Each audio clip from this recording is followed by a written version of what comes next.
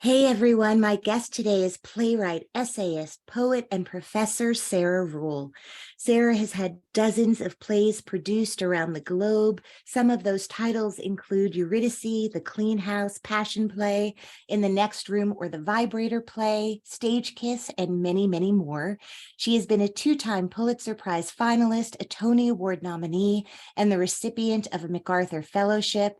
Her books include 100 Essays I Don't Have Time to Write, Smile, and Love Poems in Quarantine. She wrote the libretto for the opera Eurydice, which was presented at the Metropolitan Opera.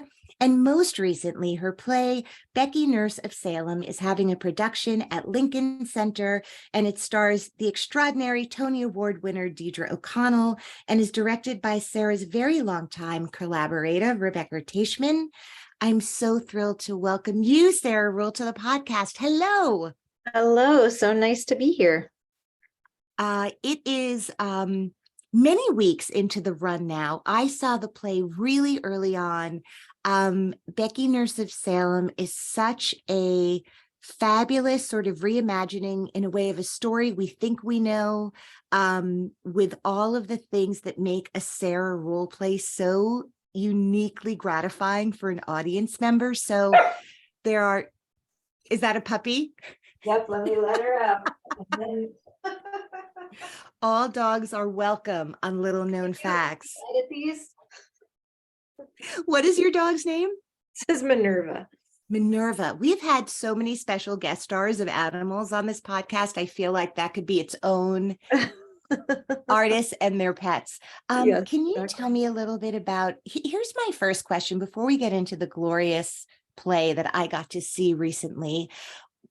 I can only imagine how many ideas you have a day about things that might make for an interesting play or book or essay or opera, all the things that you do, a poem. So how does this become an actual realized theatrical event rather than another idea in a notebook that you're like, might that be? Like, why this play? What made you stick with it? And how does Sarah Ruhl, what happens to her that makes her realize, this is something more than a jotted note on a napkin?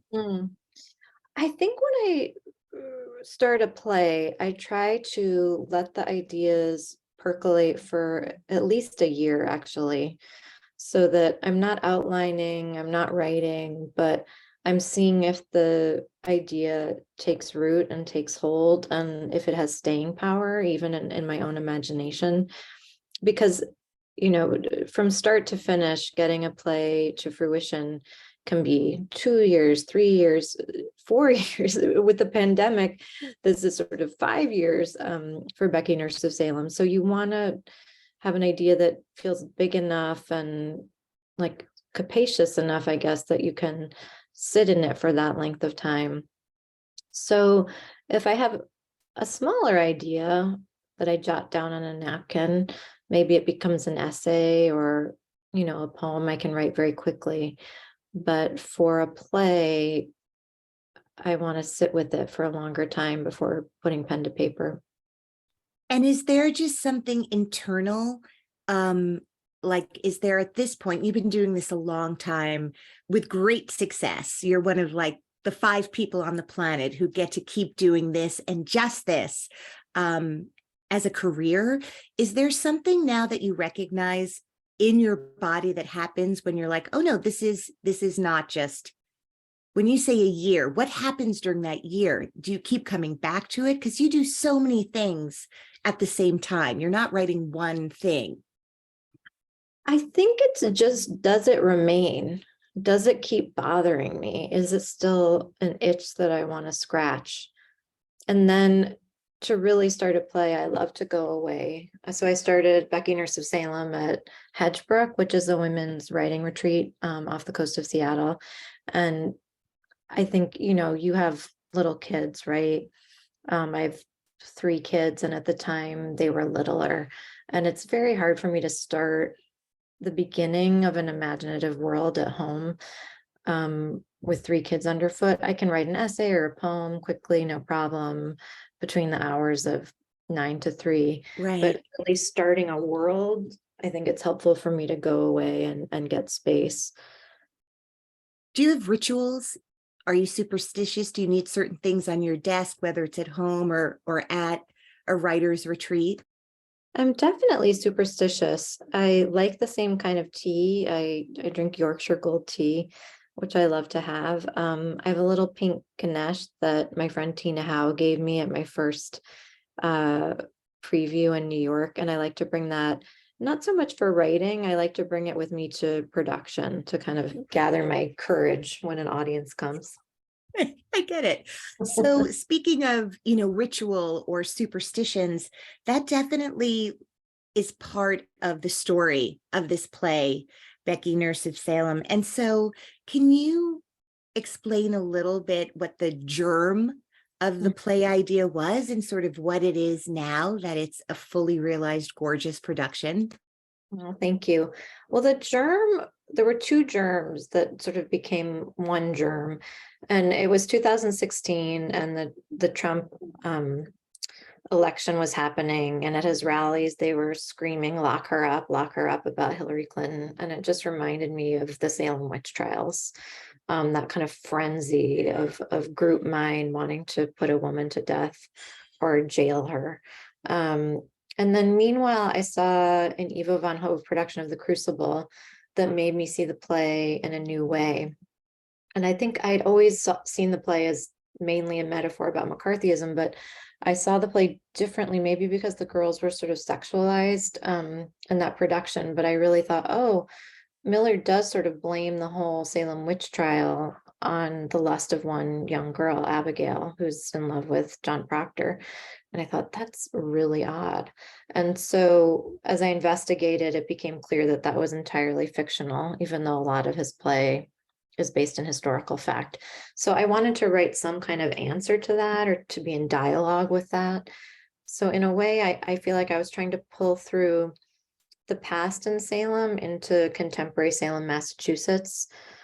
And I felt like Miller covered tragedy well. So I felt like comedy was what was left to me to discover. And because the opioid crisis is such a big deal in Massachusetts right now, I felt I had to include that. And it also reminds me too of the tragedy of an epidemic spreading in the same way that, paranoia about witchcraft was an epidemic that was spreading. So all those ingredients kind of made their way into the stew. Oops, for some reason I can't hear you. For folks who aren't able to see this production right now, although I'm sure it will have many productions regionally and around the world, the centerpiece of Sarah's play and sort of how she kind of frames it or lets us into this world is a descendant of the one of the original, sort of victims of the Salem witch trial, is now a museum host for classes that come and visit, basically the Salem witch trial museum.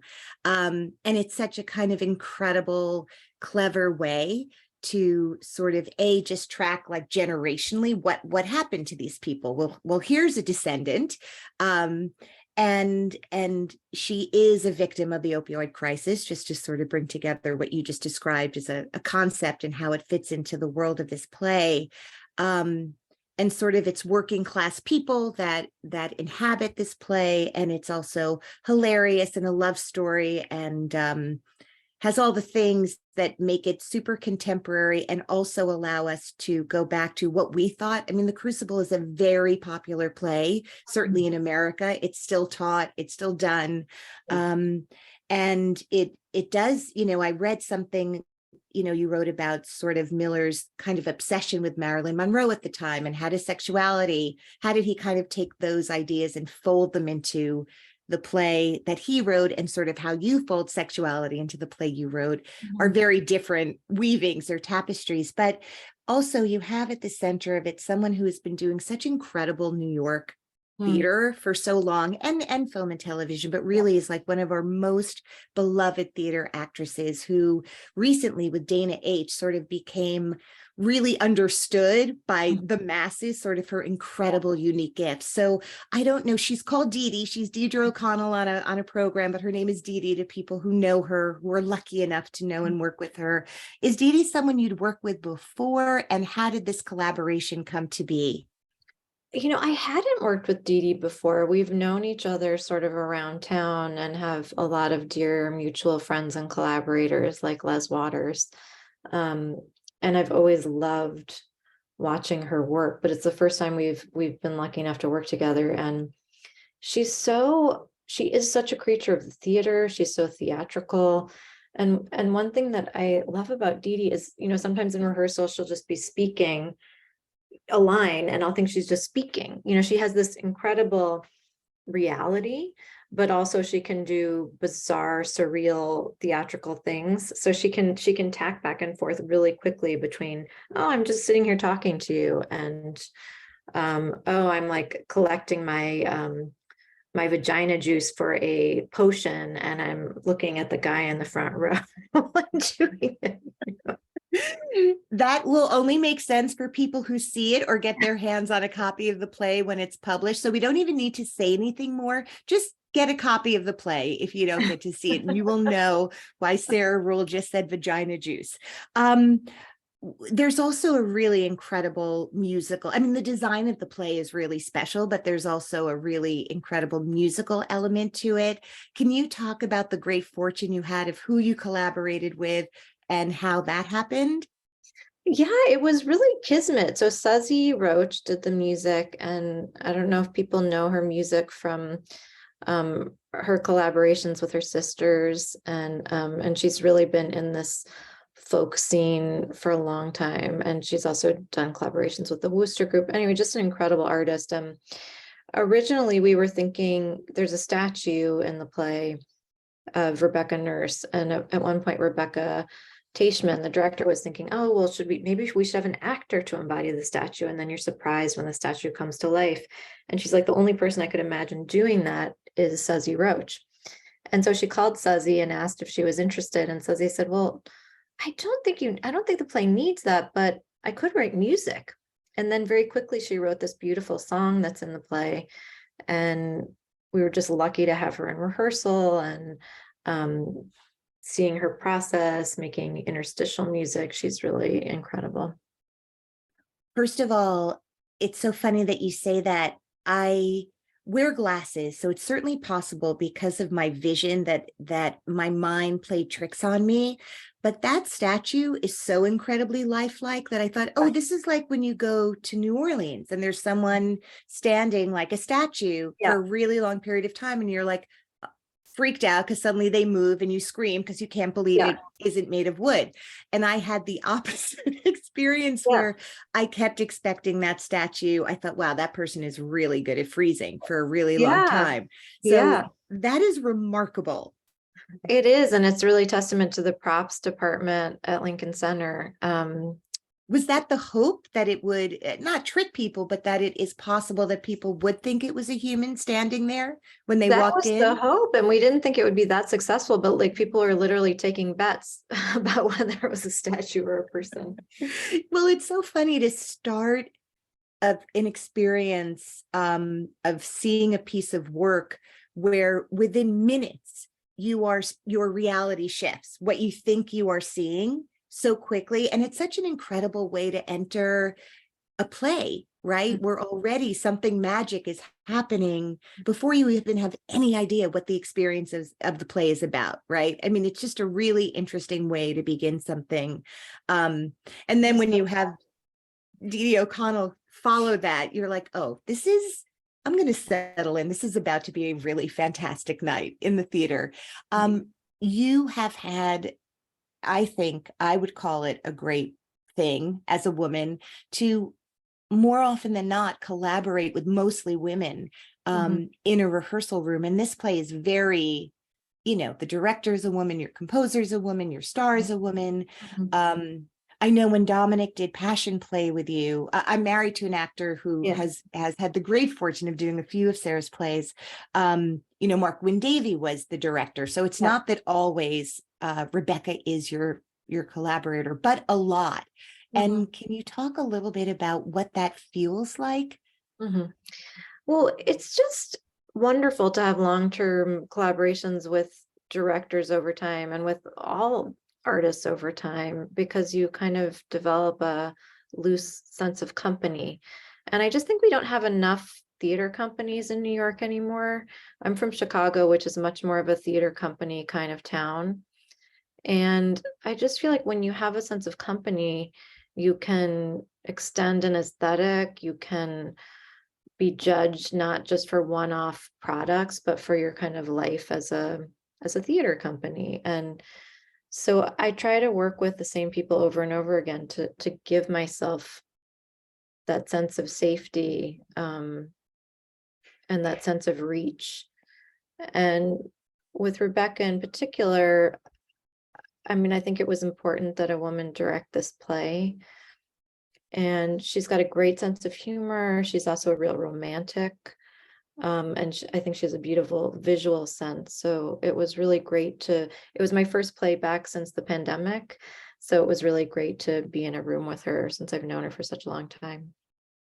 There's a line in your play, and because this podcast will live long past this specific production, I do need to say it because it kind of slayed me. But there's a moment in the play where someone says, and I may misrepresent it, you wrote it, you can correct me, when you're in a play, you're never lonely. Yeah, it's What's Dee the Dee said, exact line?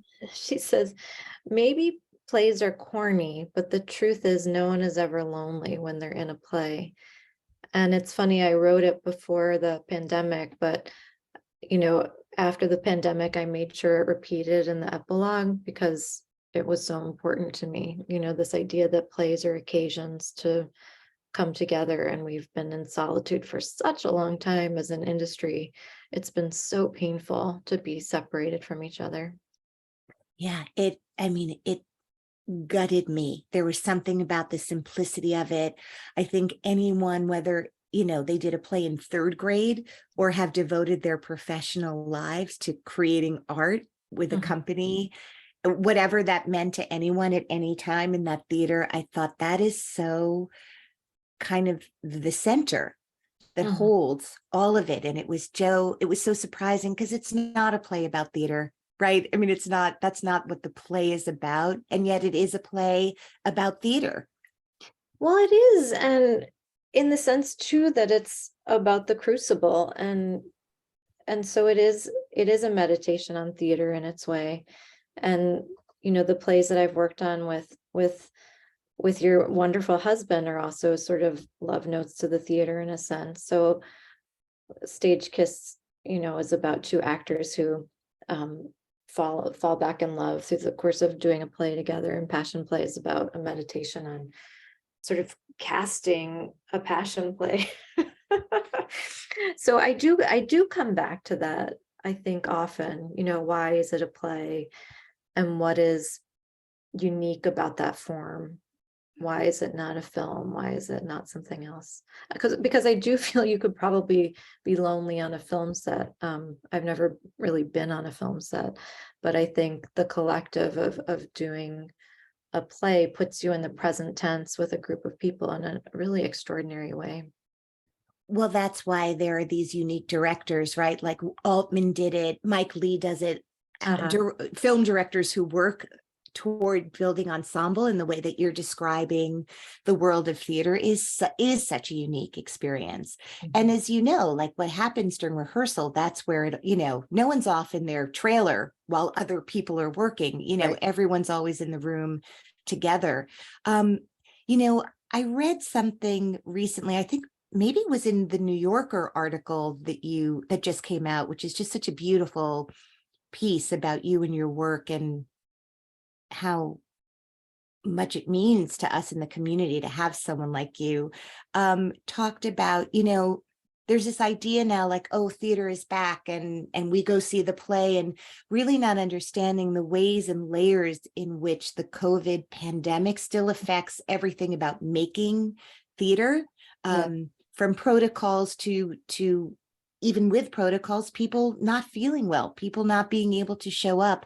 Has this production, because it's not a huge cast, but there's a bunch of people in your play, all of whom are fabulous. Were things stalled at different points during rehearsal and production because of COVID still? They were. And, Dee Dee, I don't think she'd mind my saying she got COVID during the rehearsal process, and she got really sick, and she was out 10 days, and it was scary. And when she got back, she had to build strength back. And it's so strange to have a rehearsal process halted in the middle. The first week was all joy and all bravery, and then we were just kind of in limbo for 10 days and then came back. So Lincoln Center has the resources to cancel 10 performances to get the time back. Right. But not all theaters could, so that was extraordinary. And then when we came back, it's like the costume designer got COVID, the assistant director got COVID, crew was getting COVID. And I think also people don't understand that crew, a lot of crew folks left the business during COVID, and so there often aren't even enough trained crew for theaters to hire. So there's a shortage of crew. There's resources being directed towards COVID managers because we need to test all the time, and that costs a lot of money. Right. So it's a lot. I mean, I think our theater's staggering through coming back, and some theaters are really teetering on the edge. And I think no one wants to bother the audience with that information. We want to be like, we're show people, we're fine, but it's pretty precarious. And sometimes I feel like there could be more critical generosity in the community, because I think critics might not understand how precarious things still are. Yeah. I think that's a great point. I feel like, I mentioned in your bio read that you're also a professor. Are you still an active teacher at Yale? Yes, I just had a wonderful last tutorial of the semester this morning on Zoom. So yeah, I've been there about 10 years, and I usually teach one class per semester. And this semester it was tutorial, so it was really individualized. Yeah. So who was the teacher for you? Because you have an ability to literally write like in every lane that exists for writing. You have been able to like drive down that lane like so successfully with such a singular voice in each of those genres of writing, if that's the right word to use. Who was the teacher in your life, or the person who was like, look, you are great at all this shit, but this is the one? Or did it just come organically for you? But was there someone who was like, hey, you're really uniquely gifted at playwriting? It was Paula Vogel. It always goes back to Paula Vogel for me. And I started as a poet, and I think that's really what I planned to do, was write poetry and maybe teach. And I met Paula my junior year at Brown, where she was teaching then, and she kind of tapped me on the head and said, here we go. And I think Paula has a unique ability to fortify young writers with courage, the courage of their convictions. Because there's so much rejection in the writing life in general, and theater in particular. I don't know if I would have had the ego strength to go on with it if I hadn't met Paula. I know I wouldn't have, actually. Even sending my little poems out as a 22-year-old, I would be devastated if I got 20 rejections in a row. So I think we all need mentorship to kind of get us through that early period of intense rejection. Is there something, when you hearken back, to kind of early days and this sort of fortification of holding on to yourself you just mentioned critics, it's still, we're human. So it's still, we're human. Yeah. Was there something specific that she said that, like, if you were a needlepoint person, you would put it on a pillow, or that you can recall and share with my listeners? Well, I'll tell you a recent story. You know, the New York Times was hard on Becky Nurse of Salem, and Paula called me the next morning, which is always so nice when a friend calls the next morning, and she said, "You are resilient." And she said, you have always been resilient, but you never resist your own voice. She said, so you show resistance in other ways, don't resist your voice. And I would needlepoint that on a pillow any day. I can't, I have no craft ability though. My daughters would have to do it. It skipped a generation, the craft gene. Well, you have your own creative I have gene. other It's crafts. all right. It's all right. Well, I just feel like the world is so lucky because not everyone can get to every production of your play, but you have shared so much of yourself. It's funny, your plays feel very much focused on, obviously, Sarah Ruhl brings Sarah Ruhl to everything she writes, but the autobiographical and the deeply personal is found in your poetry and your prose and you know, I read the book of poems that you and your student Max, letters that you and your student Max had shared with each other, and his poems and your poems, and really Smile is such I mean, talk about like revealing so much of yourself in a, you know, in a way that we really got to know so much of your journey with Bell's palsy. You recently said that now, because of the book, someone said to you, hey, have you been tested for Lyme? And I know, so I guess I just want to ask, like, it is really hard to sit and write all day. And anytime we have pain or discomfort, it's just tough to do our job. So how are you feeling today as I speak to you physically? That's so nice. I feel pretty good today. And I've been, you know, finding different treatments for Lyme. I'm not, you know, out of the woods yet, but I'm feeling a little better.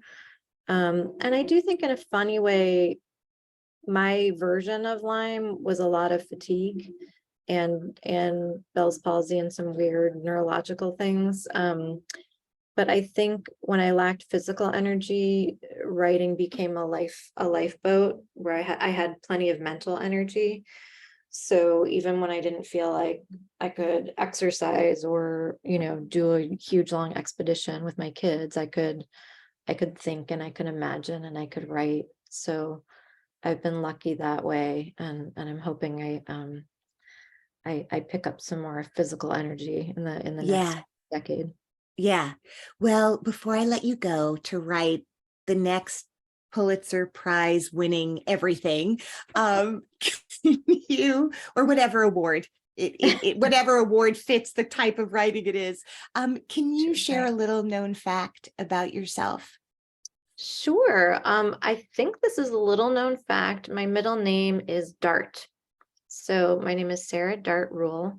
So if you get an email from me, it might have Dart in the whatever in the address.